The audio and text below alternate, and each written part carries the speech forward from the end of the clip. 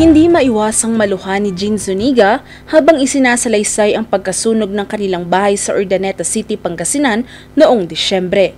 Kasama ang kanyang pamilya sa 34 na pamilyang nawalan ng tirahan. Ayon sa mga biktima, nagsimula ang sunog sa bahay ni Lolo Ricardo matapos paglaruan ng kanyang dalawang apo ang posporo.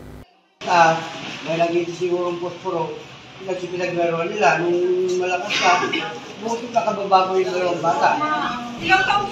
Opo, pero wala po, malaki na rin po kasi yung apoy nung nakita niyo. Karamihan sa mga residente, halos walang naisalbang mga gamit. Si Shaintel, mga sabon at shampoo mula sa banyo lang ang kanyang nakuha. Yung mga natira po sa CR.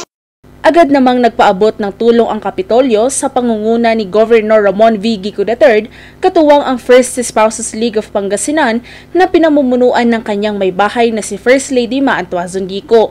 Ganun din ang Provincial Social Welfare and Development Office.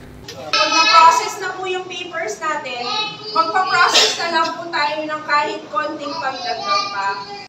Bawat pamilya nakatanggap ng tig 10,000 pisong pinansyal na tulong, 50 kilong bigas, mga grocery items, kumot, banig, hygiene kits at pasta package.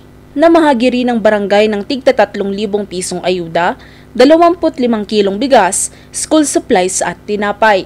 Lubos namang nagpapasalamat ang mga biktima ng sunog sa kanilang natanggap na tulong. Tulong po ito na makakaon sila ng pagbaon sa salamat po.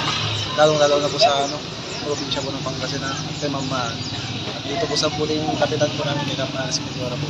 Malaking bagay daw ang mga ito sa muli nilang pagsisimula matapos ang trahedya. Valerie Dismaya, RNG News.